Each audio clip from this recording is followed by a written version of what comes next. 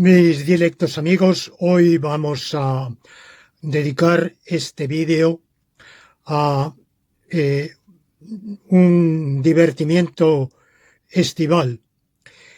Vamos a hablar de la música que aparece en las secuencias iniciales de cada una de estas lecciones laurentinas y que es el comienzo del concierto número 5 en la mayor de Vivaldi, que lleva entre las obras de don Antonio Vivaldi el número de catálogo o de inventario de RV 519. RV viene del alemán Riom-Verzeichnis. Riom es el apellido del gran musicólogo danés Peter Riom, que ha escrito la mayor parte, nació en los años 30 y ha escrito la mayor parte de su obra en francés. Pertenece a una generación en la cual todavía el francés era la gran lengua internacional de cultura, y actualmente ha delegado la continuación del catálogo de las obras de don Antonio Vivaldi a un discípulo italiano, porque se siguen encontrando manuscritos de partituras de Vivaldi que estaban inéditos, o sea que no habían tenido ni plasmación discográfica, ni siquiera las partituras ni siquiera habían sido publicadas. Este concierto número 5 en la mayor, es el número 5 del Opus 3, y el Opus 3 lleva el título, está formado por 12 conciertos para violín y orquesta de cámara, cada uno de ellos con un solista al violín, y la colección de estos 12 conciertos la hizo publicar don Antonio Vivaldi en Ámsterdam, en francés, es decir, que el texto, lo que no es la partitura ni las anotaciones musicales, que evidentemente están en italiano, pero la presentación, el texto está en francés, y fue publicado por un editor francés de obras musicales en la ciudad holandesa de Ámsterdam en el año 1711. Para situarnos, Antonio Vivaldi había nacido en el año 1678. Y antes de la publicación del estro armónico, solo había publicado el Opus 1 y el Opus 2, que son dos colecciones de sonatas muy bonitas, pero que no son ninguna de ellas una obra maestra, y por otro lado que tampoco son especialmente originales, porque llevan la fortísima impronta de músicos italianos barrocos que lo habían precedido, principalmente de Arcangelo Corelli, y por tanto el genio musical de Vivaldi, a mi juicio el mayor genio musical de la historia de la humanidad, pues todavía no se había manifestado. Y bruscamente, aunque evidentemente la obra se publica en 1711, pero no hay que ser ingenuos, Vivaldi llevaba componiéndola desde hacía varios años, pero bruscamente aparece esta obra, no ya maestra, sino, diría yo, maestrísima. Para mí, la máxima obra de Vivaldi por la calidad de su música, su melodía, su vigor, su inspiración, su belleza, la perfecta combinación del violín solista con la orquesta de cámara. Creo que está tan perfectamente logrado que ninguna obra posterior de Vivaldi será equivalente en calidad. Las tendrá preciosas, maravillosas. Para mi gusto, personalmente, las obras posteriores para instrumentos de viento, fagot, flauta, oboe, cuerno incluso, que compondrá posteriormente, algunas de las cuales quedaron inéditas, bueno, pues son, digamos, de una melodía, una inspiración, una belleza que se aproximan al estilo armónico. En cambio, otras obras tardías, otras colecciones, como la Chetra, que dedicó al emperador del Sacro Imperio, al archiduque de Austria, Carlos VI, que es el que había reinado en Barcelona como Carlos III de España durante los años 1705 a 1711, y que durante la Guerra de Sucesión Española había disputado la corona al duque de Anjou, Felipe V, y había en dos ocasiones ocupado incluso la capital del reino, Madrid, pero finalmente fue derrotado. Y esa guerra de sucesión, no podemos olvidar, fue una guerra civil, a la cual yo he dedicado varios trabajos, no directamente como estudio historiográfico, pero sí indirectamente desde varios ángulos, sobre todo considerando la producción de Leibniz, los panfletos político-jurídicos de Leibniz en esa guerra de sucesión española, a favor de la causa austriacista, o sea, a favor de la legitimidad del archiduque Carlos, a quien él considera legítimo Carlos III de España. De lo cual me he ocupado en varios escritos, en una conferencia que pronuncié hace años en San Sebastián y que está también accesible en este mismo canal de YouTube. Y luego en otros escritos, como por ejemplo en el volumen colectivo que codirigí, Memoria de 1808, los fundamentos histórico-jurídicos del constitucionalismo español, hay un capítulo introductorio en el cual hago un cotejo de la guerra de la independencia con la guerra de sucesión y el problema de legitimidad que se plantea en ambos conflictos, que tienen enormes diferencias, no son en modo alguno equiparables, pero entre los cuales no deja de existir alguna similitud. Por tanto, este es un tema del cual me he ocupado ampliamente. En realidad, los tres personajes de Carlos, el archiduque Carlos, que reinó en España como Carlos III, aunque nada tiene que ver con el que la historia que ustedes conocen reconoce como Carlos III, que entonces no había nacido, evidentemente.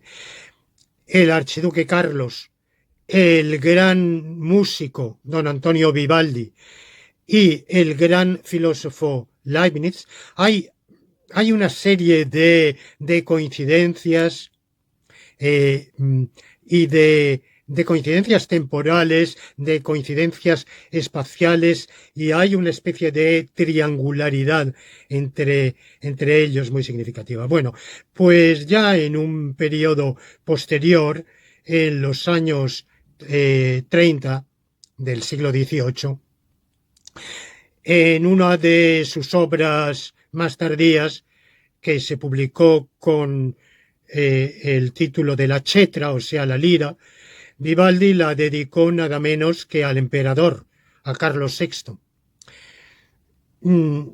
Y se sabe que Vivaldi, de hecho, se entrevistó con Carlos VI en una visita que éste hizo a Trieste. Se ha especulado también con una mayor relación, una protección que presuntamente Carlos VI habría otorgado a Vivaldi, y que incluso Vivaldi murió en Viena unos meses después de Carlos VI, y se ha especulado que ese viaje a Viena lo hizo por invitación de Carlos VI para ser su maestro de capilla, o sea, el maestro de la orquesta de cámara de la corte imperial.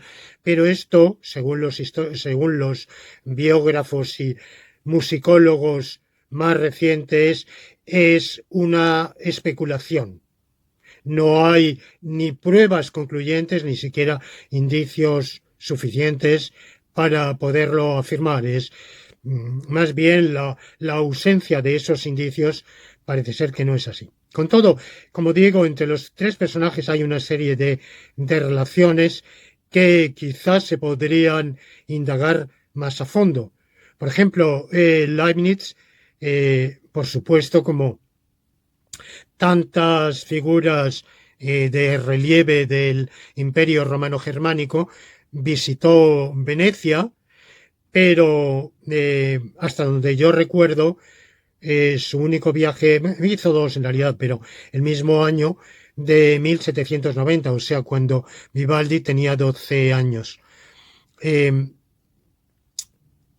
para cumplir un encargo bibliográfico por su tarea de historiador de la corte del ducado de Hannover, que tenía que hacer unas indagaciones en los archivos de una ciudad italiana para estudiar los orígenes dinásticos de la casa de Braunschweig, que era la reinante en el ducado de Hannover. Bueno, por supuesto, Venecia era un polo de atracción, ya entonces era el centro turístico por excelencia, pero lo era únicamente para la aristocracia, que era la que se lo particularmente, pero no solo, también francesa, pero sobre todo la aristocracia del Imperio Romano-Germánico, y luego personajes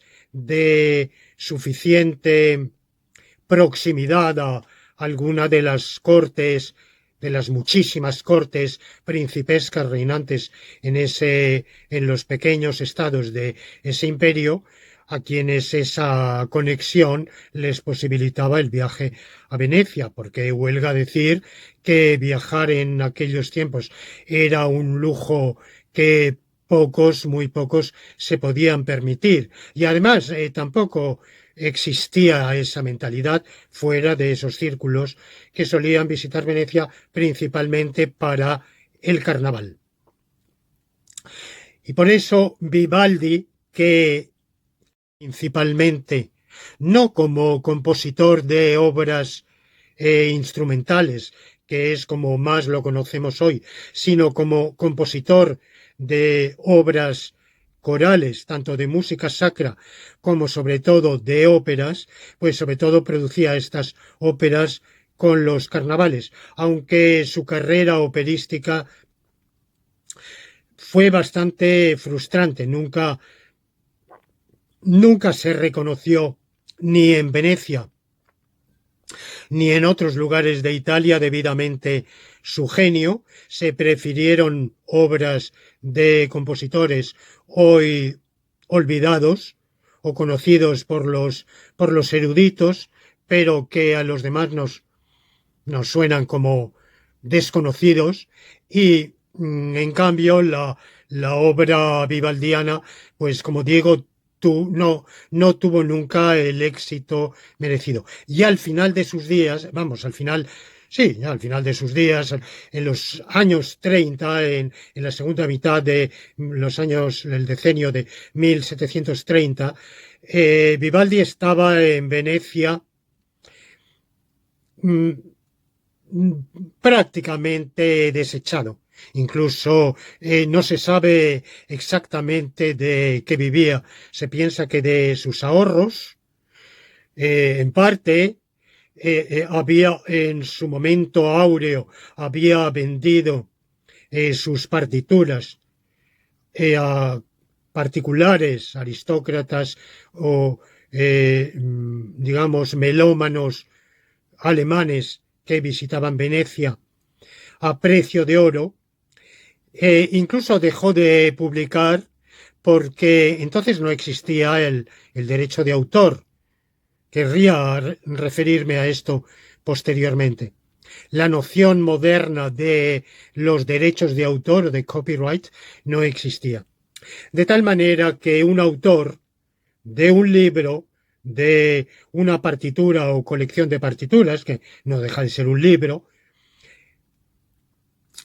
de un folleto, un opúsculo, de lo que fuera, podía obtener del editor o impresor. Entonces venía a ser lo mismo el editor comercial que el impresor.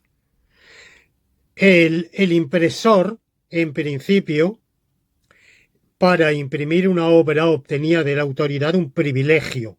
Ese privilegio era un monopolio, justamente un monopolio que lo ponía a salvo de que otros copiaran la obra y como se hacía, evidentemente, pero era ilícito, era ilegal, porque al otorgarse el monopolio, era la forma en que entonces existía el derecho de autor, al otorgarse el monopolio, el único autorizado legalmente a publicar esa obra era el editor impresor que lo hacía. Y para publicarla, este editor impresor llegaba a un acuerdo con el, con el autor y le daba un tanto alzado. Es decir, le compraba la partitura, el manuscrito, y, y el autor perdía esa propiedad intelectual. En realidad no existía todavía la noción de propiedad intelectual, pero si queremos aplicarla, diríamos quien la adquiría era el editor impresor, puesto que él sí estaba amparado por ese monopolio, por ese privilegio que le había otorgado la autoridad y que prohibía a otros publicarlo, copiarlo, sin el consentimiento del editor inicial. De tal manera que éste tenía ese monopolio y ni siquiera el autor podía autorizar otras ediciones de la obra. Por tanto, en 1711, don Antonio Vivaldi es todavía muy poco conocido, se gana la vida como maestro de violín en el Hospicio de la Pietà de Venecia. Ese hospicio era un hospicio femenino para huérfanas, en teoría, porque en la práctica también estaba también cuidado y daba una educación musical tan esmerada a las muchachas que eh, las hijas de ciertas familias, incluso acomodadas o acaudaladas o posiblemente del patriciado veneciano, eran llevadas allí para disfrutar de esa esmerada educación. Y se dedicaban a aprender música también. En aquella época se consideraba que había pocas profesiones decorosas para las féminas, y la principal de ellas, por supuesto, estaban las ocupaciones serviles, manuales, pero eran para personas de clase baja. para féminas de clases más respetables, una de las pocas salidas profesionales en esa sociedad de comienzos del siglo XVIII. Luego, a lo largo del siglo habrá, y sobre todo en el siguiente, habrá una enorme evolución que hoy se ha olvidado. Se cree que el feminismo ha surgido en el siglo XX, pero en realidad el feminismo es el producto de una larga y paulatina evolución de siglos. Pero en ese comienzo del siglo XVIII es la música una de las pocas salidas para la mujer, y por tanto a esas jovencitas, a esas muchachas de huérfanas en principio de los hospicios, se las educa para interpretar instrumentos musicales o eventualmente para el coro, para cantar como cantantes. Algunas de ellas para interpretar obras en la ópera como sopranos. Entre ellas, aquella que por indicios sospechamos que fue amante de don Antonio Vivaldi, que era la joven de origen francés, bueno, su padre era francés, Ana Guiraud. Esa relación amorosa fue objeto de murmuraciones, según una carta de don Antonio Vivaldi, de malas lenguas, pero yo, leyendo en alguna biografía fragmentos de cartas de Vivaldi, la verdad es que saco la impresión subjetiva de que sí, de que entre ellos no había el afecto, la predilección, la protección que otorgó Vivaldi a esta soprano por encima de los méritos aparentemente que ella tenía, porque no se quejaban de que su voz no era suficientemente potente. En fin, él le otorgó una protección y habla de ella en unos términos que yo pienso que hacen creer. Si fue objeto de maledicencias esta relación amorosa, no es porque la sociedad veneciana de comienzos del siglo XVIII fuera tan puritana, ni muchísimo menos, que viera en una relación amorosa, erótica, no matrimonial, entre dos solteros, algo reprobable. Ciertamente que, según la moral católica, es fornicación, pero socialmente no tenía reproche. Ni en el siglo XVII, ni en el XVIII, ni después. En realidad no lo había tenido prácticamente nunca. Sí, no era una relación tan respetable como la que hay entre dos casados, pero antes del Concilio de Trento se había practicado de manera natural. Pero el Concilio de Trento, como la Iglesia Católica había sido acusada por los protestantes, luteranos y calvinistas de ser la nueva Babilonia, el pontificado, de ser la nueva Babilonia, la nueva Sodoma y Gomorra, de estar degenerada moralmente, de no implantar la moralidad. Bueno, pues el Concilio de Trento, de mediados del siglo XVI, que se había celebrado en la ciudad austríaca de Trento, que no hay que olvidar que pertenecía no solo al Imperio Romano Germánico, sino a los estados hereditarios de la Casa de Austria.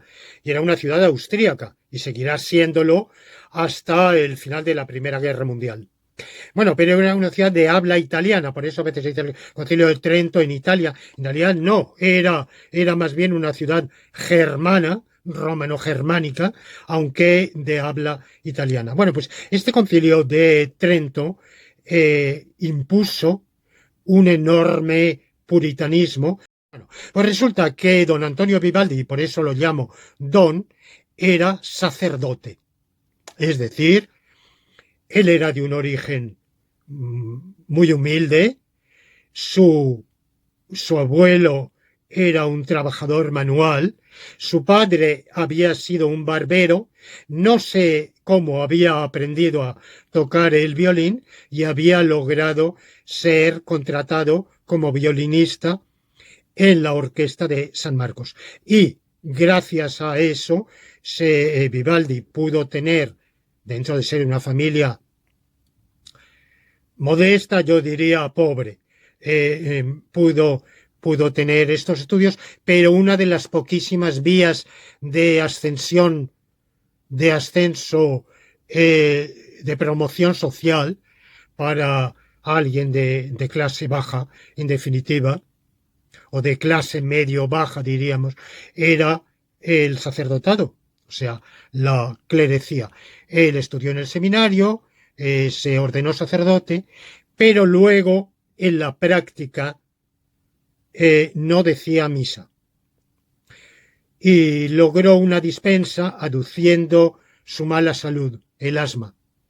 Y esto dio lugar a lo largo de su vida a muchos problemas, incluso en un momento dado en el que se le abrió una posibilidad de profesional como músico, como empresario de ópera en Ferrara, la ciudad de Ferrara, antiguo ducado independiente, había sido incorporada a los estados pontificios y el arzobispo de Ferrara le prohibió ese empleo y el acceso a la diócesis, aduciendo dos cosas. Primero, que Vivaldi no cumplía sus obligaciones sacerdotales de decir misa, que su excusa de la mala salud se podía poner en duda atendiendo a diversos datos de su vida, y por otro lado, que existía la certeza o por lo menos sospecha vehemente de escándalo por su relación erótica con esta soprano a la que acabo de mencionar.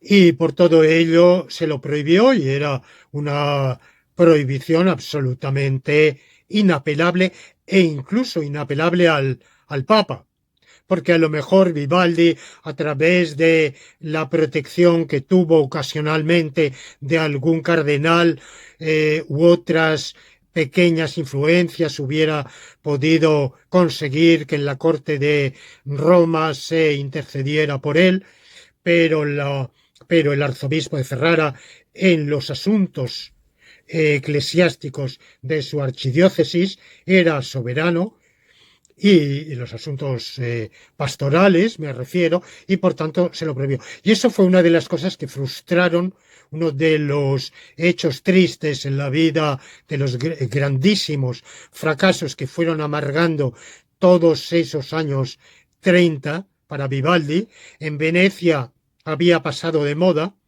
en los últimos tiempos perdió el empleo que había tenido en el Hospicio de la Pietà, ya sus partituras tenían escasos compradores, tenía que venderlas prácticamente de saldo. Yo supongo que había hecho, en los 2 años en que había sido maestro de capilla en el ducado de Mantua, que había sido anexionado al Imperio Romano Germánico, pero que,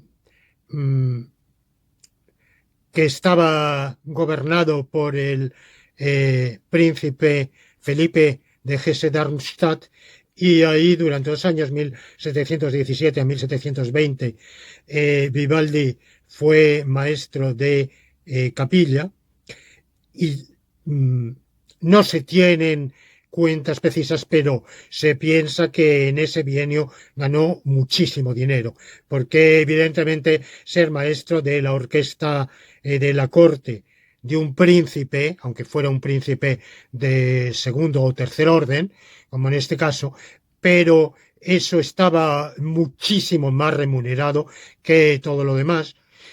Y también como empresario operístico, bueno, hizo ahorros, pero estos ahorros yo pienso que se fueron fundiendo.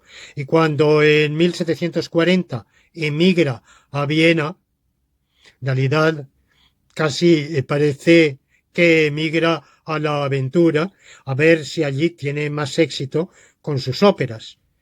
Y muere unos meses después, a mediados de 1741. El emperador Carlos VI había muerto en el otoño de 1740 y muere pobre, no, vamos a ver, cuando decimos pobre, no es lo que en inglés se dice pauper, es decir, un miserable. Le dan un entierro con el mínimo de el sepelio se lleva a cabo con la ceremonia de alguien de poquísimos recursos, pero bueno, hay de todos modos un mínimo de ceremonia fúnebre y de enterramiento digno que no se daba a los miserables, a los indigentes. A esos no había ceremonia absolutamente ninguna y eran enterrados, amontonados en una fosa común. Bueno, en Italia a los sacerdotes se les ha seguido dando, no sé si en este momento, pero a lo largo del siglo XX, el título de don. El don que utilizamos en el mundo de habla hispana también se utilizó en Italia, pero paulatinamente la costumbre fue reservándolo a los clérigos. Por eso a mí me gusta decir, como se decía en la época, don Antonio Vivaldi. No se dice don Arcangelo Corelli o don Domenico Scarlatti o don Alessandro Marcello. No se dice porque no siendo sacerdotes, pues no eran merecedores de este título. Bueno, pues como digo, irrumpe en el año 1711 esta inmensa obra musical que es el estro armónico de Vivaldi, que revela súbitamente un genio de compositor absolutamente excepcional. Como ya he dicho, para mí la máxima obra musical de todos los tiempos. Yo considero que Vivaldi es el mayor genio musical de la historia y que de todas las obras vivaldianas la más importante es esta. Una obra relativamente, vamos, una obra temprana que porque está precedida únicamente de de dos colecciones de sonatas, que están bien, pero que no son ni muy originales ni muy impactantes. Posteriormente, Vivaldi compondrá dos colecciones más de sonatas, una de ellas para mi modo de ver, preciosa, otra póstuma, eh, el llamado Opus 14, bueno, para, para clavecímbalo, yo considero que a mí personalmente me gusta menos. Creo que la evolución de las obras vivaldianas al final de su vida se ajustaban a una moda musical que estaba sufriendo una mutación y personalmente no son las que más me gustan. Bueno, y ese año de 1711 además merece ser comentado porque es un año importantísimo en la historia universal.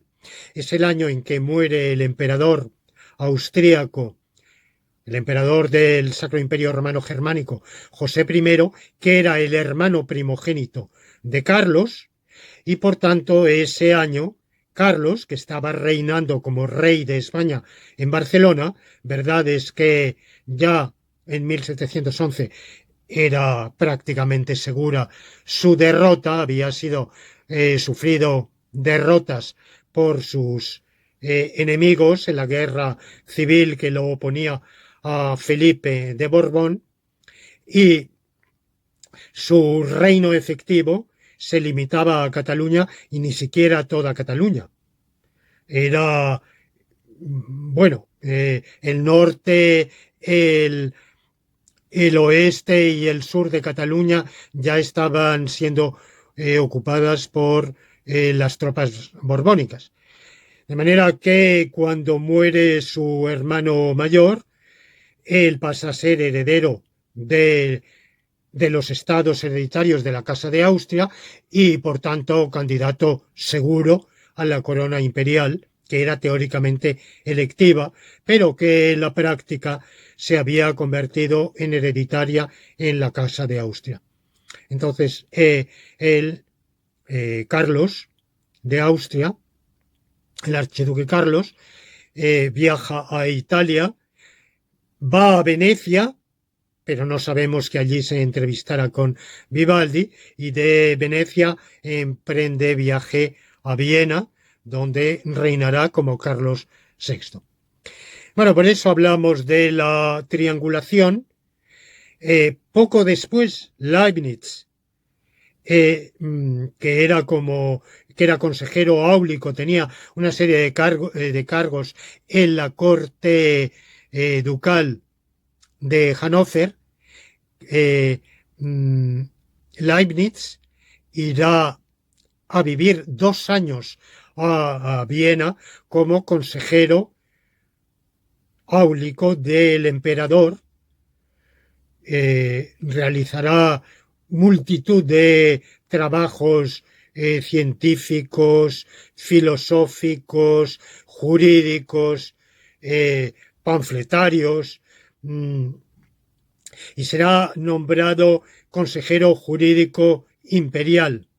Al cabo de esos 2 años regresará a Hannover, donde morirá en el año 1716. Para precisar bien las fechas, Leibniz había nacido en 1646, o sea, 32 años antes que Vivaldi. Pero Vivaldi morirá más joven, porque Vivaldi morirá a los 63 años y Leibniz vive 70 años. Ese es el ambiente, y evidentemente mi afición a la música barroca explica que haya escogido para animar las secuencias introductorias de mis lecciones laurentinas una secuencia, un momento de una obra musical del barroco, y nada tiene de extraño que sea del Opus 3, el estroarmónico, y dentro de ella mis preferidas son el concierto número 1 y el concierto número 5. He escogido el concierto número 5 en la mayor. La obra El Lestro Armónico se publicó, por tanto, en 1711, pero hay que tener presente que Vivaldi, ya durante su vida, como he dicho, tuvo una vejez tristísima, era un autor en la propia ciudad de Venecia. Yo adoro a Venecia, luego hablaré de ese amor a la incomparable y extraordinaria belleza de Venecia. Venecia es en arquitectura y en arte gráfico lo que Vivaldi es en música, y parece que están hechos Vivaldi para Venecia y Venecia para Vivaldi, pero le guardo resentimiento a Venecia por lo mal que se portó con Vivaldi en los últimos años, en que, como he dicho, estuvo privado de empleo, de reconocimiento, el gusto musical había variado y sí, nadie dudaba de que era un autor merecidamente famoso, pero ya no se querían interpretar sus obras y se, se prescindía de él. Después de su muerte, a excepción de Bach, que adaptó para otros instrumentos algunas de las piezas musicales de Vivaldi, y a través de Bach fue vagamente recordado, pero Vivaldi pasó a ser un autor desconocido. Hay que tener en cuenta que hasta el siglo XX no existen grabaciones discográficas y por tanto la música solo se conoce por la edición o reedición de las partituras o por las interpretaciones, los conciertos.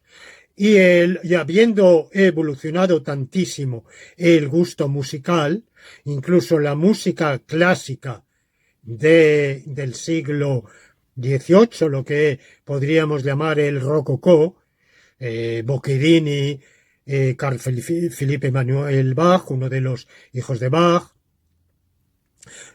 Rameau, Mozart, Haydn, Mozart, porque ya Beethoven, bueno, es por rococó, Beethoven es único, es un estilo único en sí mismo.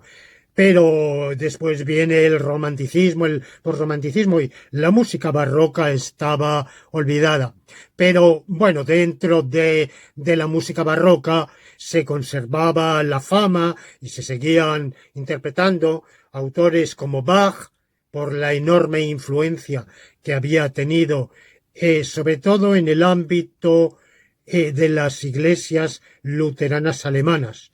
Bach era principalmente apreciado por su música sacra en el ámbito luterano. Y por el otro lado, Händel, que era alemán, pero que por, digamos, de adopción era inglés, había hecho su carrera musical principal en Inglaterra y había sido el músico de la corte real inglesa durante muchos años, y al mismo tiempo su obra, sus oratorios, sus óperas, de nuevo, sobre todo su obra coral, sacra y profana, había servido como seña de identidad del protestantismo inglés, que es particular, es sui generis,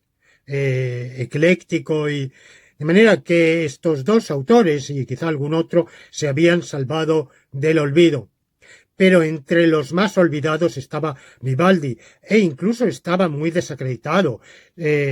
Cuando se empieza a recordar su obra es por uno de los conciertos del Opus 8, Il cimento dell'armonia dell'invenzione,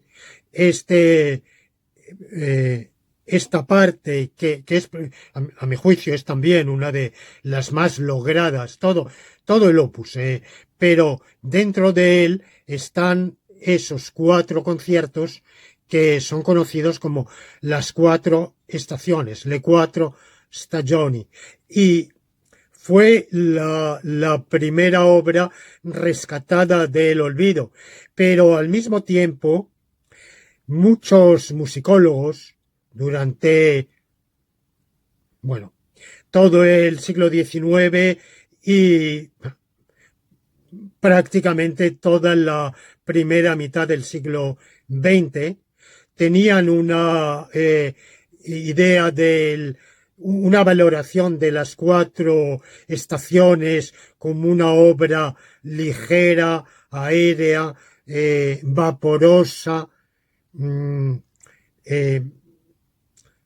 difuminada, evanescente, carente de profundidad. Bueno, esa era una idea muy ligera.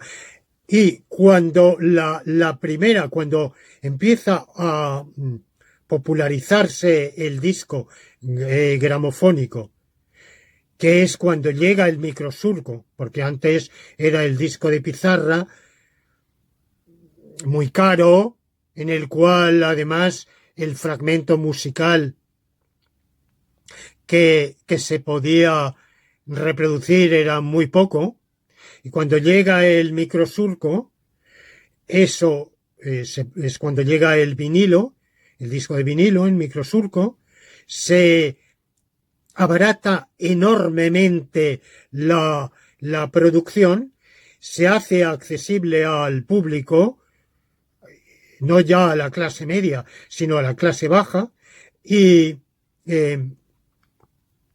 al mismo tiempo, claro, en cada disco pues se puede reproducir aproximadamente media hora por una cara y otra media hora por otra, lo cual era muchísimo en comparación con los discos gramofónicos de pizarra, que eran fragmentos, pues ahora mismo no recuerdo, pero digamos que de 10 minutos aproximadamente cada cara, si es que llegaba. Bueno, pues la única obra de Vivaldi que en aquellos años 50, finales más bien de los 50, se reproduce al alcance del público son las 4 estaciones. De hecho, fue una obra que yo adquirí viviendo en París, viviendo en la miseria, porque fue una época de mi vida en la cual yo viví verdaderamente en la miseria, pero así todo pude comprar algún que otro disco de aquellos primeros que salieron para el gran público. Bueno, era un poco después, ya no eran los años 50, ya estamos a finales de los 60. Yo creo recordar que es cuando se abarataron más. Y recuerdo que un disco de música clásica valía 9 francos con 95. Bueno, pues entre los que tuve estuvo este de las 4 estaciones, y entonces era lo único que yo conocía de Vivaldi. Pero años después, viviendo en Lieja, donde estaba estudiando, cursando los estudios de tercer ciclo conducentes a la obtención del doctorado, ya se habían popularizado más aún incluso discos estéreo de alta fidelidad por precio al alcance de todos los públicos, y entre ellos adquirí Lestro armónico en una edición discográfica del año 1976. Bueno, este disco que yo adquirí estaba la casa discográfica que lo publicaba era Intercord Tongesellschaft, una empresa alemana de la ciudad de Stuttgart. De hecho, el disco estaba todo él en alemán. La carátula, la contracarátula, lo pueden ver en las secuencias que aparecen en este mismo vídeo posteriormente. Y la parte interior, donde había unas explicaciones de la obra musical, estaba en texto bilingüe, en alemán y en inglés. Esta casa discográfica, esta empresa discográfica de Stuttgart, publicaba sus obras con diversas marcas. Es la empresa y otra cosa es la marca. Y el sello discográfico. El sello discográfico, la marca, bajo la cual fue publicada esa edición de L'Estro Armónico, era Saphir. Y dentro de Saphir llevaba el número 140.819. La obra así publicada había sido interpretada por la Südwestdeutsches Kammerorchester Pforzheim, quiere decir la orquesta de cámara del suroeste alemán de la ciudad de Pforzheim. Pforzheim es una ciudad del Land alemán de Baden-Württemberg, el del suroeste alemán, que en 1945, el 23 de febrero del año 1945, a poco 2 meses y unos días antes de finalizar la Segunda Guerra Mundial, fue casi destruida por la aviación británica, con un saldo de más de 18.000 muertos.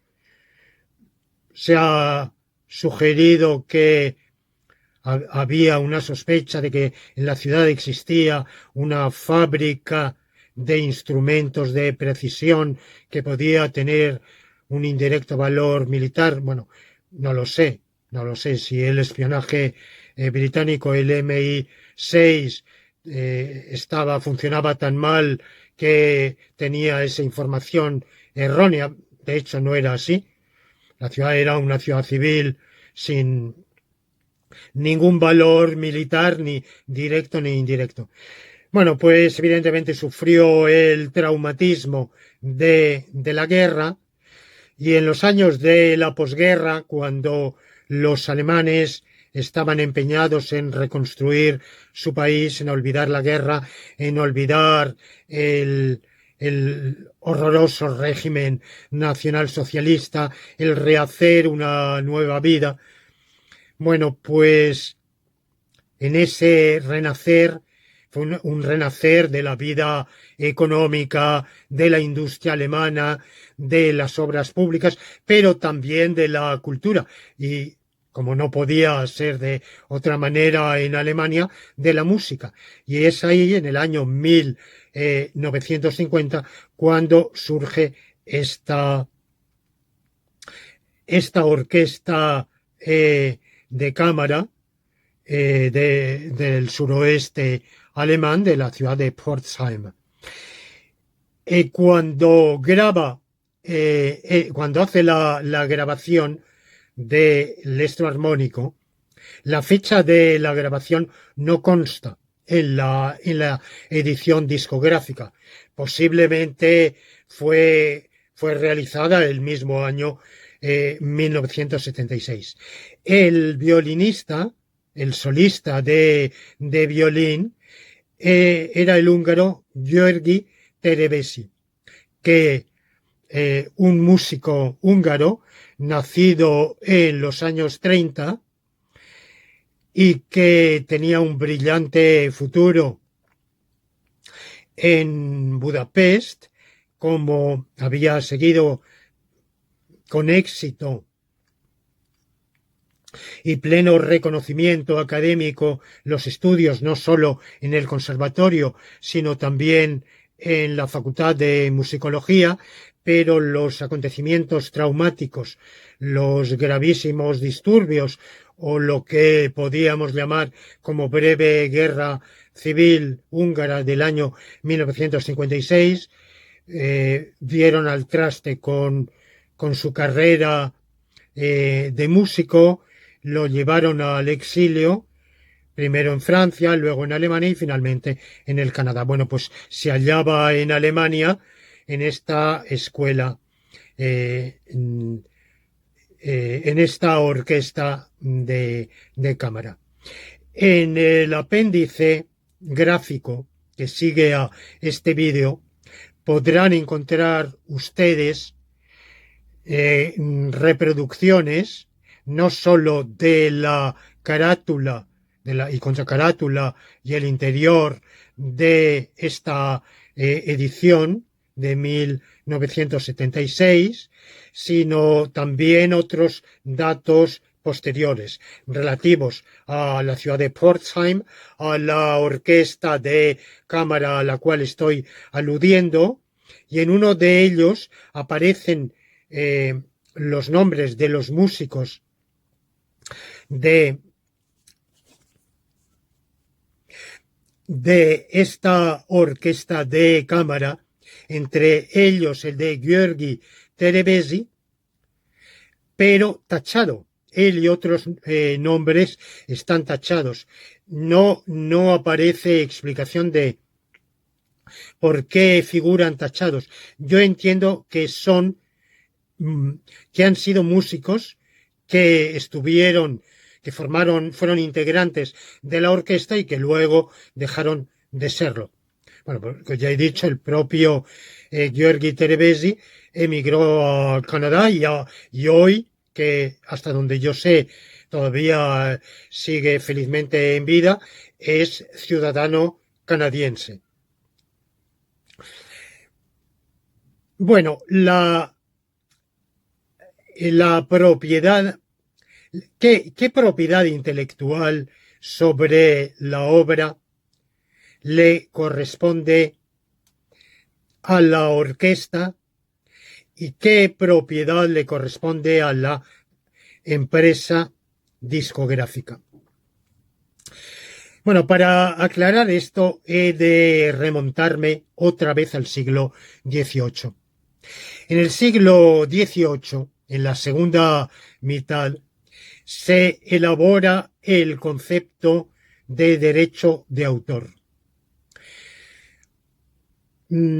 Hay una ley inglesa del reinado de la reina Ana, de nuevo la reina Ana, reina precisamente en todo el periodo de la guerra de sucesión española, de cuando del archiduque Carlos de Austria está reinando en Barcelona como Carlos III de España, el periodo en que Vivaldi compone el Lesto armónico.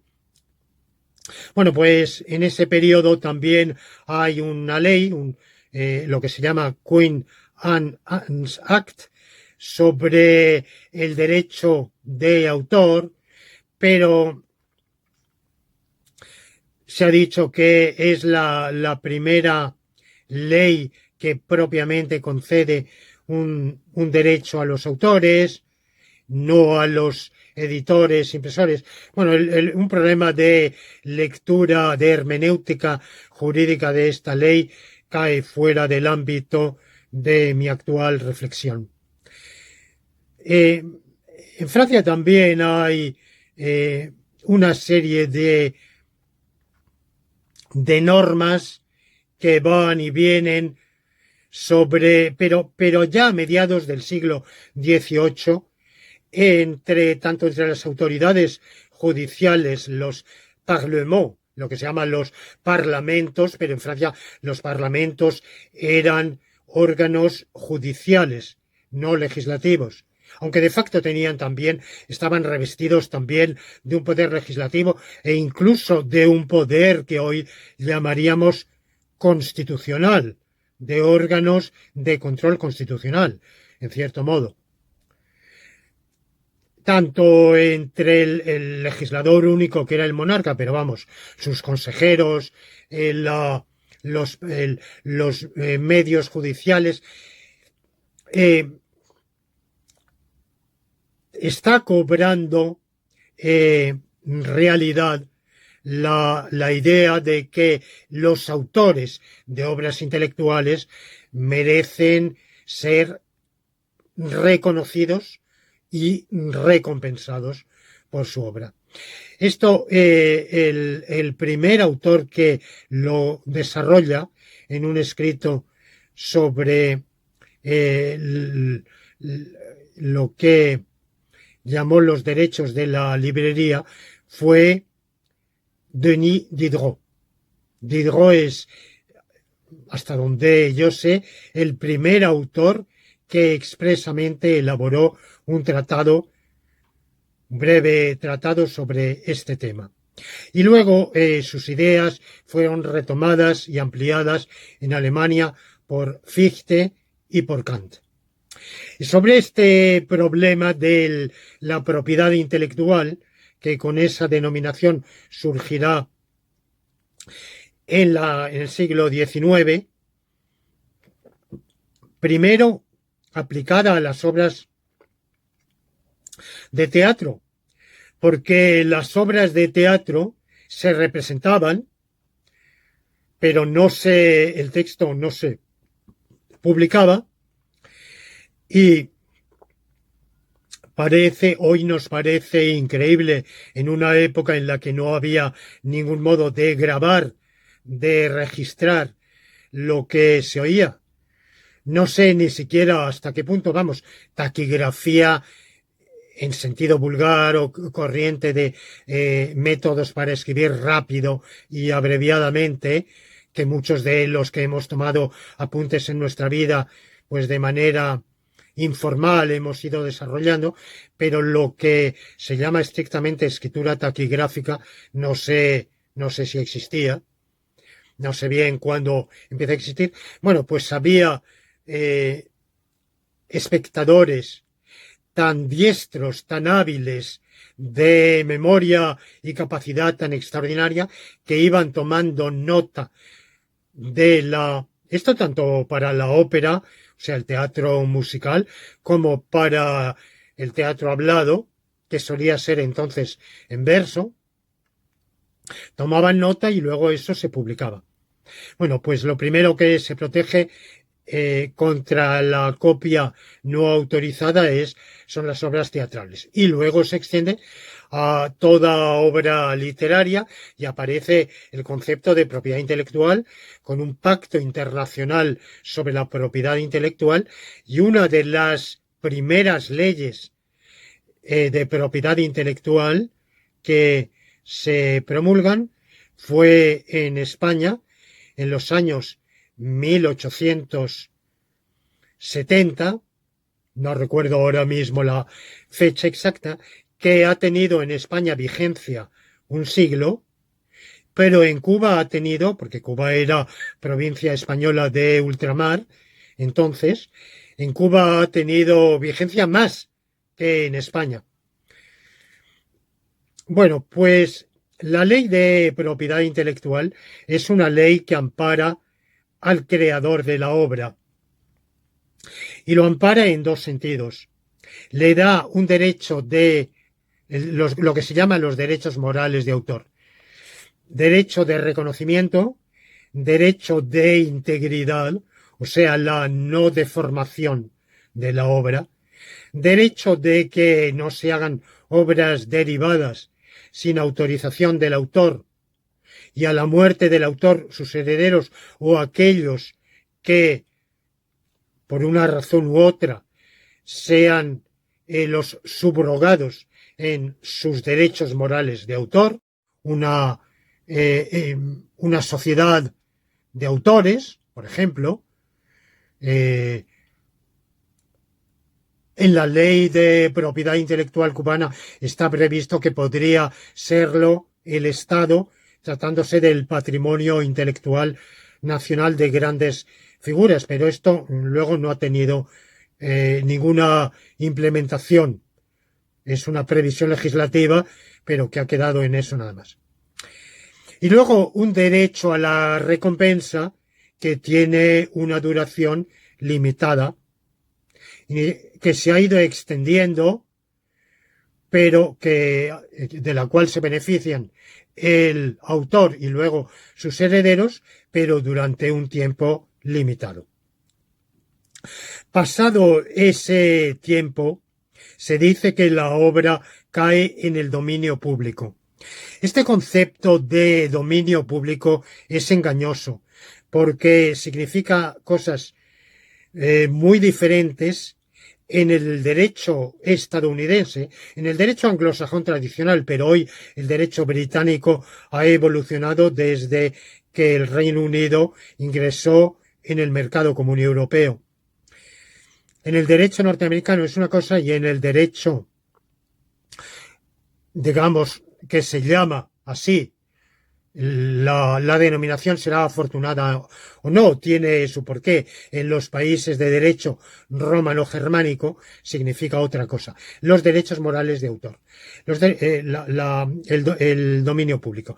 El dominio público en los países de tradición romano-germánica está limitado por los derechos morales de autor.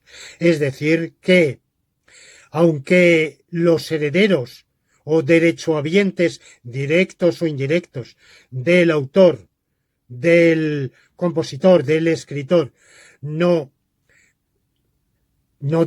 puedan ya, porque ha pasado tiempo, percibir remuneración alguna, siguen poseyendo, pudiendo impedir y estando autorizados a impedir que se deforme la obra del autor, que se publique sin el reconocimiento de autoría o que se hagan obras derivadas. Y ustedes me dirán, bueno, y entonces, ¿qué pasa con el Quijote? Desde Juan Montalvo, el gran escritor ecuatoriano, capítulos que se le olvidaron a Cervantes, una obra literaria que les aconsejo que lean, a tantas otras adaptaciones, modificaciones que se han hecho de la gran obra cervantina o de una parte de ellas. Bueno, nadie ha pedido permiso. ¿A quién habría que pedir permiso? No conocemos los herederos de Miguel de Cervantes Saavedra, pero podría pensarse que quizá en España sería la Real Academia Española la que debería gestionar. Bueno, la ley española de propiedad intelectual reconoce el derecho moral de autor perpetuo, que es un derecho moral perpetuo, pero luego no lo regula de ninguna manera. En Francia ha habido un caso sobre una publicación de una una inventada continuación de Los Miserables de Víctor Hugo, en el cual herederos de Víctor Hugo con el concurso y el aval de la Société de Gens de Lettres francesa, se querellaron contra esa publicación, aduciendo una serie de argumentos, además del genérico de los derechos morales de autor. Este problema y muchos otros yo lo abordé en un escrito de hace unos años, Propiedad intelectual privada frente a investigación como servicio público, en el que hice un análisis filosófico e incluso metafísico de la noción de propiedad intelectual y la defendí, porque hoy suele, digamos que entre un determinado sector de opinión de lo que sus adversarios llaman con una denominación peyorativa la progresía, que es bastante genérico y vago, suele haber una hostilidad al concepto mismo de propiedad intelectual. Ha sido cuestionado, incluso se ha dicho que es un concepto espúreo. Bueno, yo en ese escrito defendía la propiedad intelectual. Ya sé que en el ordenamiento jurídico español una cosa es la propiedad intelectual y otra la propiedad industrial, o sea, propiedad de marcas y de patentes. pero bueno, yo pienso que la una y la otra son subsumibles bajo el concepto genérico de propiedad intelectual, que es el que se da, por ejemplo, en el ámbito anglosajón, y yo entiendo que existe un legítimo derecho. Es más, yo que cuestiono, como en mis trabajos en una serie de trabajos lo he manifestado y he argumentado, yo que cuestiono la legitimidad de la propiedad privada de bienes materiales, considero que es mucho más defendible la propiedad privada de bienes espirituales, de aquellos bienes que sólo se han producido por la labor creadora, científica, artística, literaria del autor o de los autores. Bien, pero por tanto yo defiendo a perpetuidad sus derechos morales que habría que plantear a quién corresponden. En mi humilde opinión, los derechos morales de autor de don Antonio Vivaldi deberían ser hoy tutelados por alguna entidad italiana musicológica, pero de hecho eso no tiene aplicación. Esa es una idea que en la práctica no tiene aplicación. Eso plantearía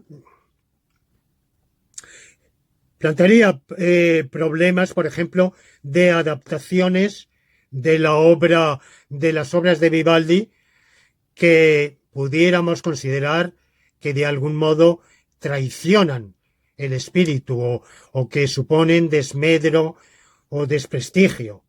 Por ejemplo, una transcripción bufona, una parodia. Bueno, eso se podría cuestionar si sería lícito. O reproducir sin darle crédito a Vivaldi.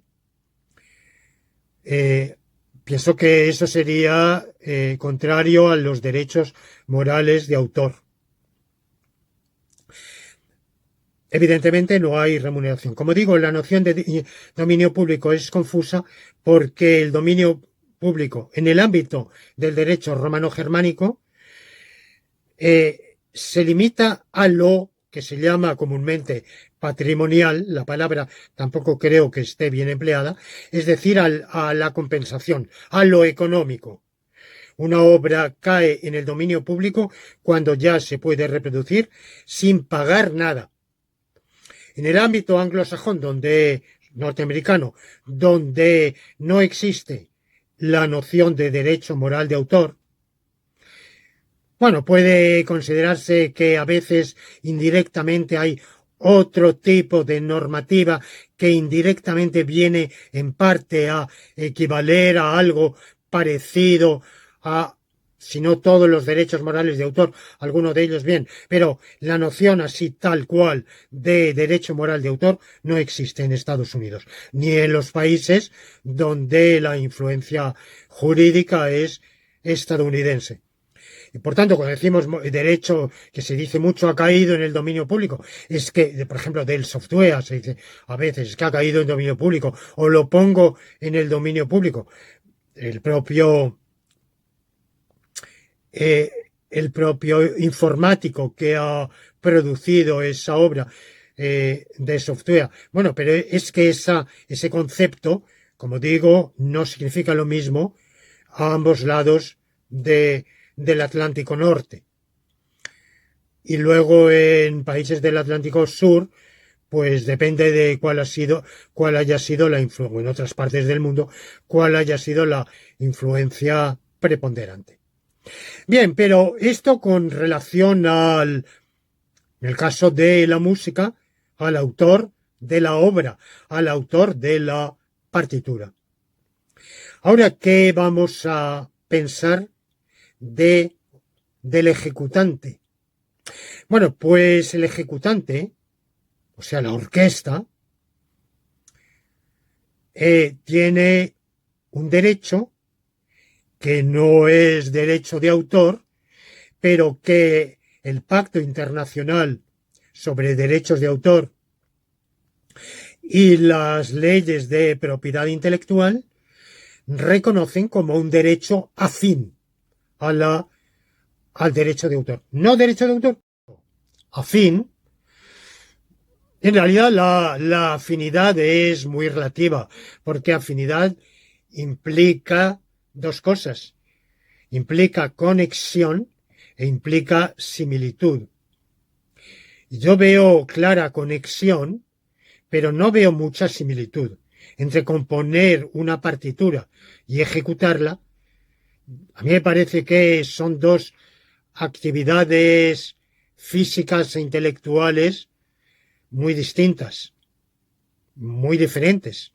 Lo que produce el escritor de la partitura, el compositor, en definitiva, es una colección de folios manuscritos en los cuales están escritas las notas.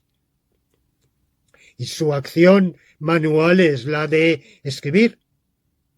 Tiene que imaginar, pensar, concebir la música y luego escribirla.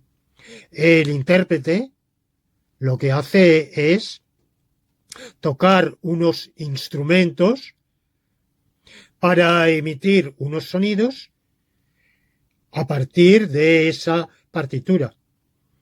Evidentemente que hay un isomorfismo entre partitura, interpretación y sonido o música, pero de todos modos ese isomorfismo no implica, a mi juicio, similitud. Pero es igual.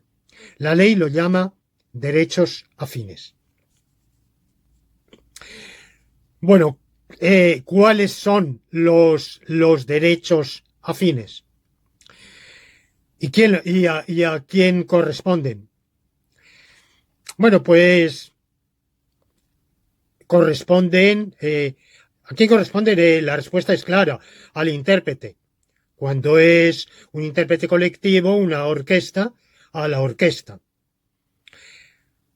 Cuando tratándose, por ejemplo, de una obra teatral representada y que se graba, una obra cinematográfica, tiene los derechos estos afines son muy complicados entre la empresa cinematográfica, el director o cineasta, los actores, el guionista. Bueno, en el caso de, voy a limitarme a las obras musicales, es la orquesta. Pero la orquesta da conciertos, pero también gana dinero, evidentemente, ejecutando esos conciertos, es remunerada por las salas de conciertos, con las entradas que paga el público, eventualmente, por ejemplo, emisoras radiofónicas que difunden, retransmiten en directo o en diferido esa interpretación musical y también pagan una compensación. Pero evidentemente las orquestas ganan principalmente, han ganado con la reproducción discográfica de su obra.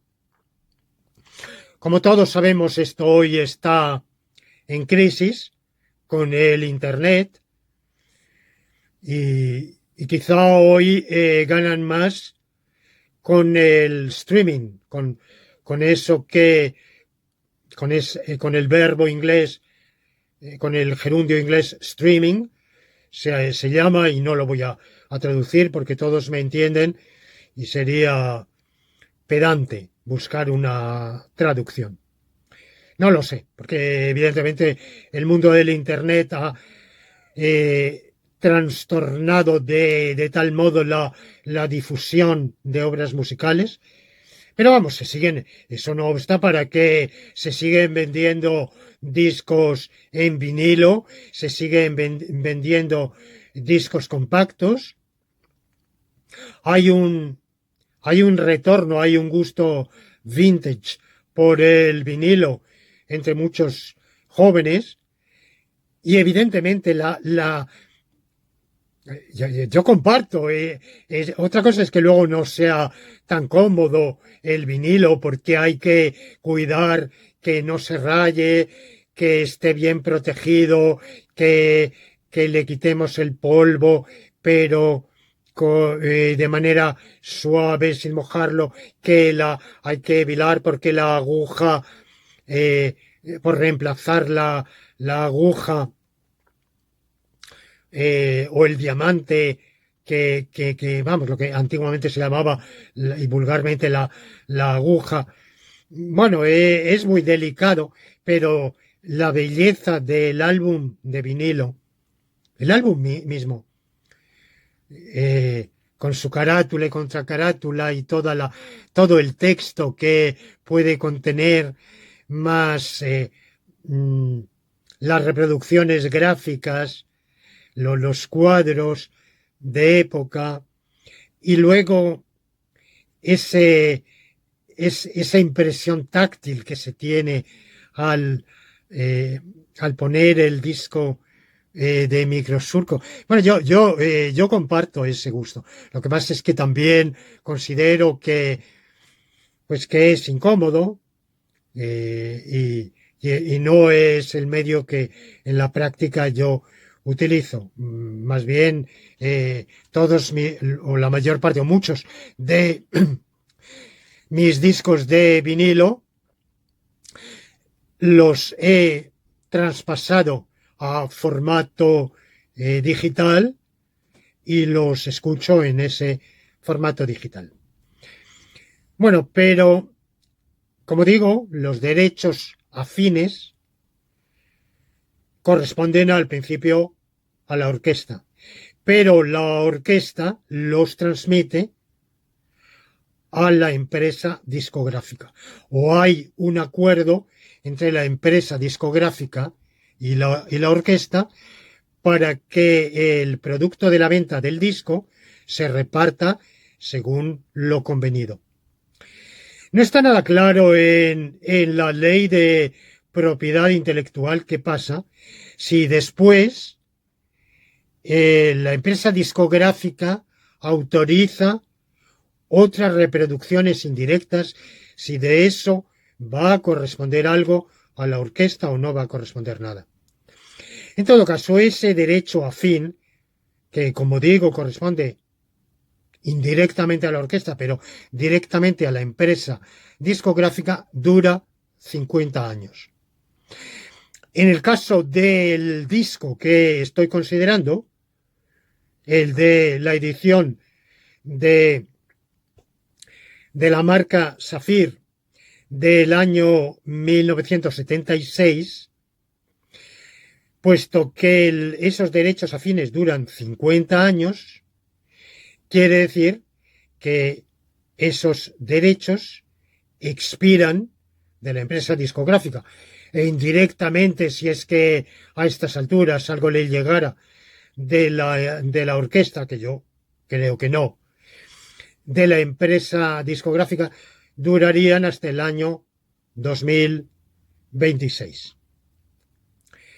Es decir, que queda muy poquito para que se extinga. Quedan 7 años. ¿Qué pasa si durante ese escaso periodo que falta reproduce a alguien sin el más mínimo ánimo de lucro un pequeño fragmento, un exiguo fragmento de esa obra sin el menor ánimo de omitir ni la autoría de la obra que es de don Antonio Vivaldi, ni la ejecución o realización de la obra que es de la mencionada Orquesta de Cámara del Suroeste Alemán, de Pforzheim, ni la marca Saphir con la cual se hizo el disco. Bueno, yo pienso que la ley de propiedad intelectual, por supuesto la española, contiene varias previsiones que amparan plenamente esa reproducción, que no causa evidentemente el más mínimo perjuicio, ni siquiera el más mínimo lucro cesante a la discográfica, ni menos a la orquesta, de la cual incluso el solista principal de aquella grabación, Terebesi, hace tiempo que dejó de ser un integrante de dicha orquesta. Bueno, ya he dicho que el disco salió publicado bajo el sello discográfico, o sea, la marca discográfica Saphir, que era propiedad de Intercord Tongesellschaft. Esta empresa se había constituido en la ciudad de Stuttgart, en el suroeste alemán también, en el año 1996. En el año 1966, o sea, 10 años antes, exactamente. Pero en el año 1994 va a ser vendida a EMI Electrola, que era una sociedad limitada alemana, filial de EMI, de la casa EMI, que era una empresa multinacional, pero radicada en Londres y que podemos considerar como inglesa. EMI, si no estoy equivocado, es una sigla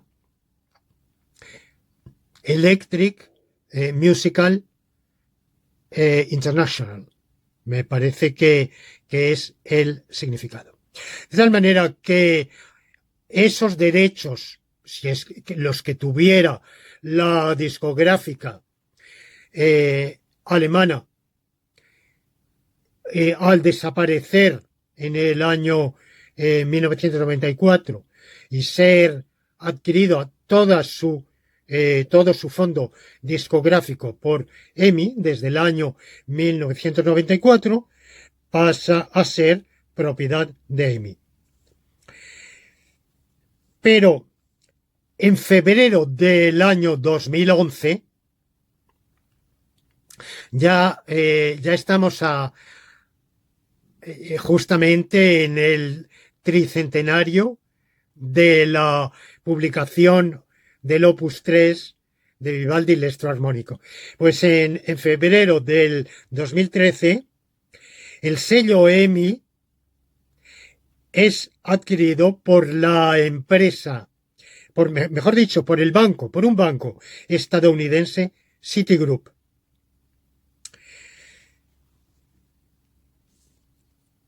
Ahora bien, el banco, dirán ustedes, ¿qué interés tiene un banco en la propiedad de un fondo musical? Bueno, en realidad fue una operación especulativa, porque enseguida fue vendido a una multinacional francesa, desde televisión hasta gestión de agua, que es Vivendi International, una empresa de muy mala fama, porque es sabido que en África ha adquirido la gestión del agua cuando ésta ha sido privatizada en una serie de ciudades. Creo que también en el propio territorio de la República Francesa, en algunas ciudades, y que desde esa privatización muchos barrios que antes tenían un suministro razonable de agua se vieron privados de él, o sea que vieron subir la factura del agua, pero no tuvieron servicio. Desconozco si esas acusaciones tienen fundamento o no, pero vamos, las he escuchado en medios solventes y proferidas por quienes se consideraban damnificados de esa privatización. Bueno, pues Vivendi adquiere, por tanto, todo ese enorme fondo de EMI, que a su vez había adquirido se había enriquecido incorporando el de la empresa alemana que he mencionado, Intercorp, y lo incorpora a su propio fondo, Universal Music Group. Ahora bien, aunque la empresa multinacional Vivendi es francesa, su sección o filial, exactamente el calificativo jurídico no lo sé, UMG, Universal Music Group, tiene una radicación societaria no en Francia, sino en Estados Unidos, concretamente en Nueva York y en Santa Mónica. Pero surge un problema, y es que Vivendi, una parte de ese fondo musical, discográfico, lo va a vender a otra multinacional de la música, que es a la Warner. Entre otros, la sección que se llama EMI Classic. Pero esa EMI Classic, ¿qué abarca? Lo desconozco. No, mis indagaciones no me han permitido saberlo. De tal manera que yo en este momento desconozco si todo lo que fue originariamente publicado por la firma discográfica alemana a la que he hecho referencia bajo el sello discográfico Saphir, si hoy es propiedad de Vivendi o de su filial UMG radicada en Nueva York y Santa Mónica, o si pertenece a la Warner, desconozco. Esto completamente me resulta, en todo caso, como digo, es muy problemático. Y es muy problemático en realidad qué derechos patrimoniales tienen, qué derechos a remuneración o a compensación, y todavía mucho peor, qué derechos tienen ninguno, jurídicamente ninguno, a qué pequeños fragmentos sin ánimo ninguno de lucro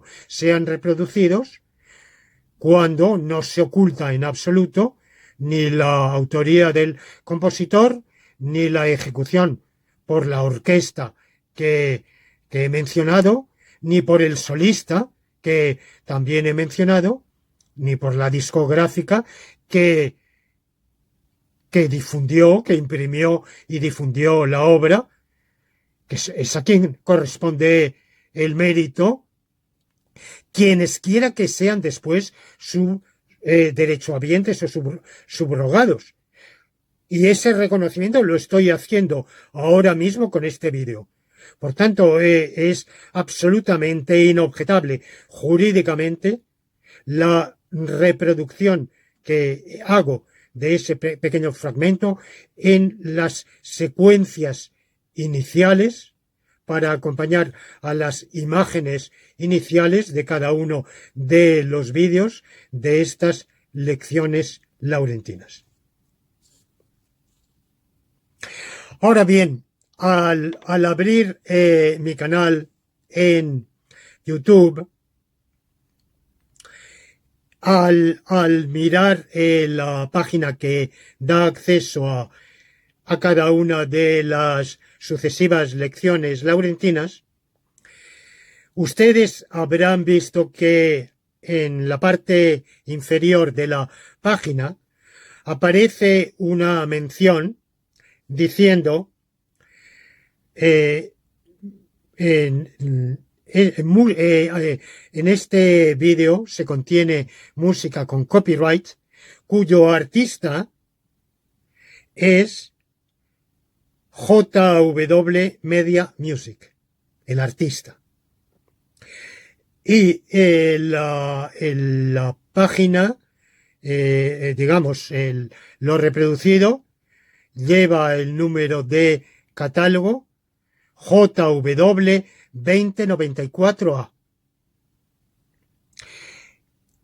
Y añade otro renglón diciendo AdRev Master Advertiser en representación de JW Media Music. Bueno,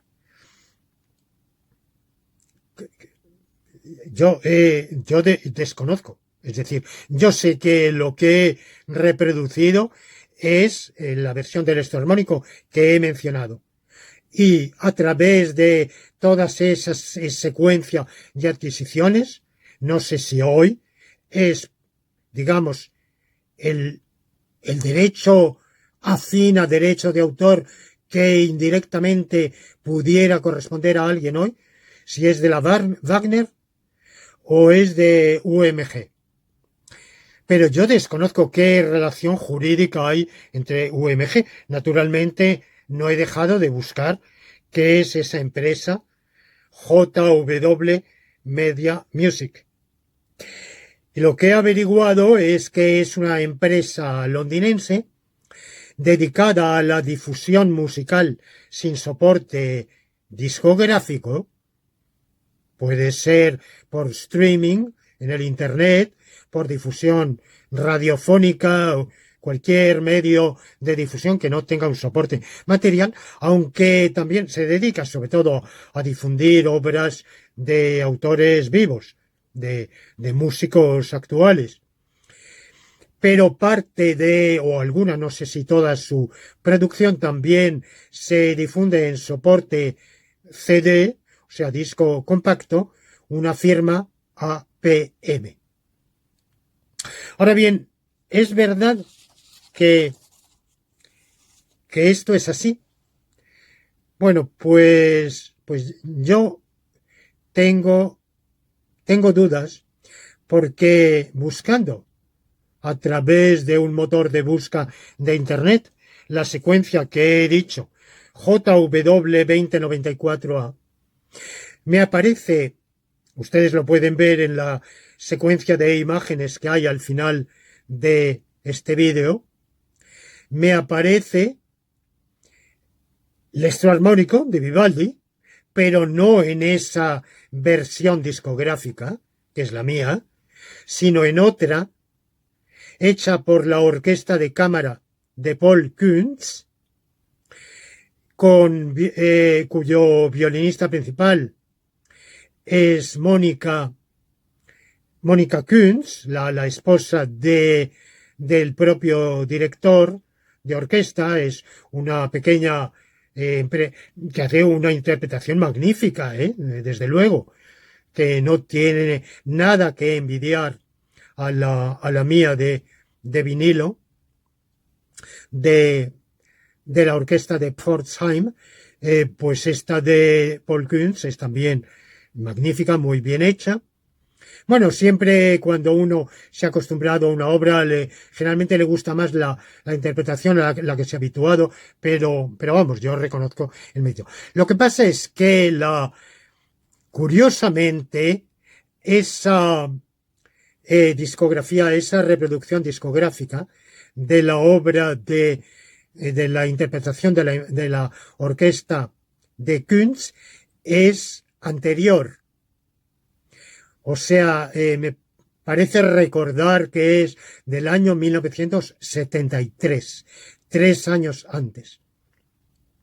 Eso querría decir que sus derechos, los que quedaran, los residuales, como digo, derechos afines al derecho de autor que supuestamente pudiera tener la empresa discográfica, no la que lo hizo, sino quien, porque ya no existe, sino la que indirectamente haya adquirido esos derechos por ventas sucesivas.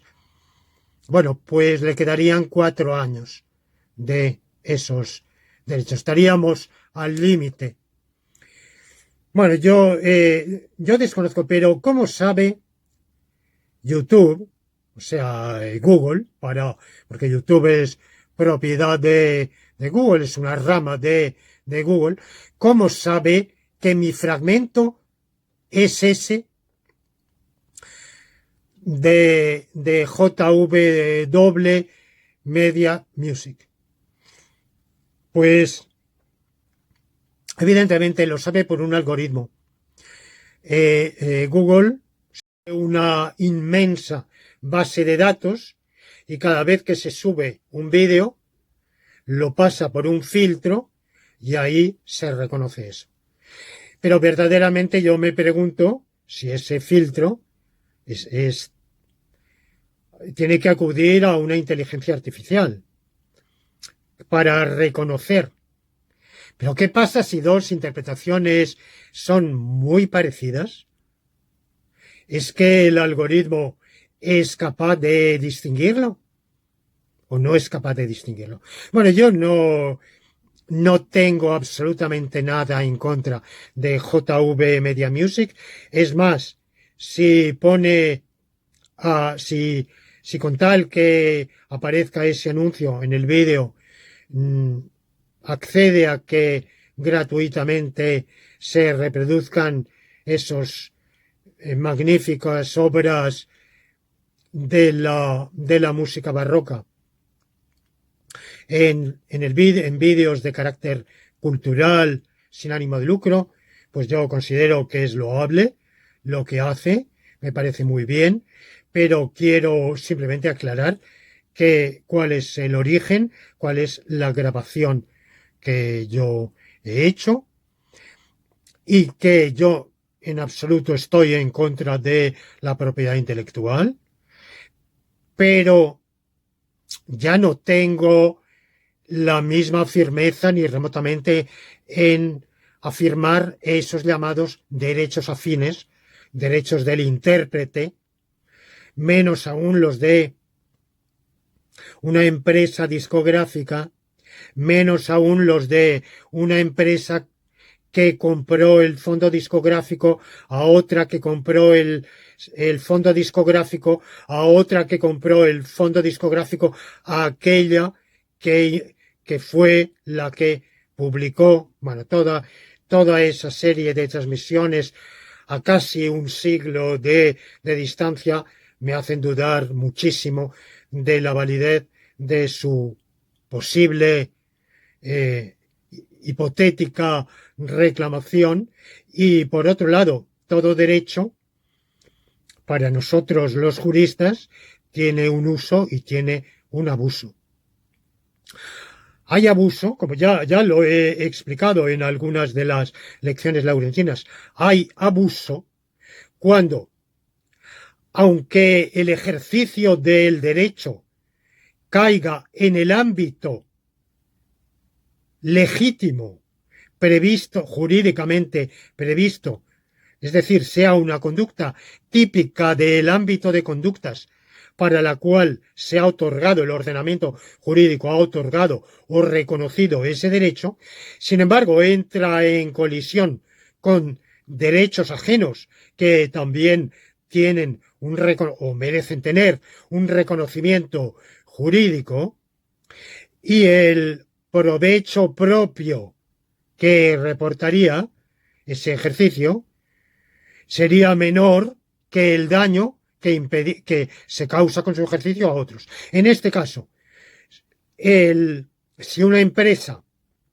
discográfica o aquella que muy indirectamente haya adquirido a través de no sé cuántas transmisiones patrimoniales el fondo discográfico, si una empresa se opone a que en un vídeo cultural de carácter exclusivamente cultural, sin ánimo ninguno de lucro, un pequeño fragmento de una obra se difunda, cuando el derecho, no el derecho de autor, sino el derecho afín al derecho de autor, según lo llama la ley de propiedad intelectual, está a punto de caducar, a punto de prescribir, está en el límite. Si se opusiera a eso, invocando, actuando como el perro del hortelano, que ni come ni deja comer, bueno, pues evidentemente estaría incurriendo en abuso del derecho. Si lo único que hace, suponiendo que sea JW Music Media Music, que lo desconozco, si lo único que hace es insistir en que aparezca esa nota a pie de página reconociendo sus derechos, pues yo por mi parte no tengo absolutamente ningún inconveniente y se lo agradezco de buena fe. Me parece mal redactada la nota, porque decir que esa empresa es el artista, pues evidentemente no. El artista es el difunto don Antonio Vivaldi, que en paz descanse, y en ejecución de la obra el violinista húngaro-canadiense György Terebesi, junto con la orquesta de cámara del suroeste alemán de Pforzheim. Esos son los artistas. A esos yo los reconozco como artistas y por supuesto, les agradezco su enorme mérito musical. A las empresas sucesivas, pues evidentemente les agradezco el que, con ánimo legítimo de lucro, que no disputo en lo más mínimo, hayan hecho posible que nos lleguen esas obras. Si no lo hubieran hecho, pues a mí, humildemente, que no he estudiado música y no he ido a los archivos ni a las bibliotecas a leer partituras, pues no me habría llegado. Y como a mí, a la inmensa mayoría. Así que yo les reconozco lo que han hecho, pero evidentemente no puedo decir, y nadie puede decir que son los artistas. Bueno, con esto pongo punto final y este vídeo será seguido por otro en el cual presentaré unas imágenes de la ciudad de Venecia con un comentario por mi relación con esa ciudad, relación primero por ser la ciudad de Vivaldi, es la primera y máxima relación, y luego por mi absoluta admiración por la belleza y el valor artístico que tiene la ciudad y por un detalle biográfico que mencionaré en ese vídeo que espero hacer dentro de algunos días.